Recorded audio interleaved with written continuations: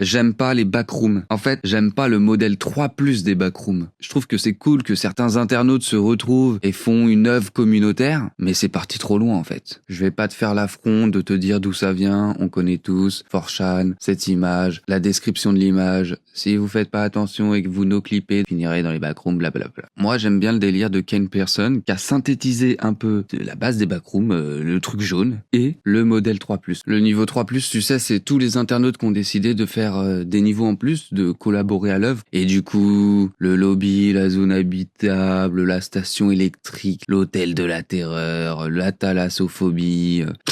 En vrai, je suis à mourir. Parce que du coup, ça impliquerait que t'as une zone délimitée, t'as un monstre par niveau, enfin bref. Je trouve que ça part vraiment dans tous les sens. Et ce que j'aime bien avec Ken Pearson, Ken Pixel, c'est que lui, il a synthétisé tout ça sans qu'il y ait des niveaux ou je sais pas quoi. C'est juste, tu marches, tu te retrouves dans une petite banlieue, là, comme dans son fan footage numéro 3, là. En fait, l'antagoniste, c'est pas une créature. C'est l'idée qu'une organisation pense pouvoir comprendre, cartographier et exploiter quelque chose qui dépasse totalement l'entendement humain. La peur vient surtout des questions sans réponse. Où suis-je? Pourquoi cet endroit existe? Est-ce que quelqu'un l'a construit? Peut-on vraiment en sortir? Pourquoi il y a des sauts dans le temps? Du coup, la peur dans ces backrooms à lui, c'est ça. Et c'est pas la multiplicité des témoignages de survivants de niveaux différents avec plein de monstres partout qui font croire que tu peux pas survivre, mais au final, il y a beaucoup de gens qui ont quand même survécu, qu'il y a des hubs où on peut s'échanger des vivres et de la nourriture. Si tout ça existe, les backrooms perdent tout leur intérêt. Et c'est ce que Kane a compris, ne pas perdre l'intérêt des gens par rapport aux backrooms. Mettre cette horreur existentielle, tout simplement.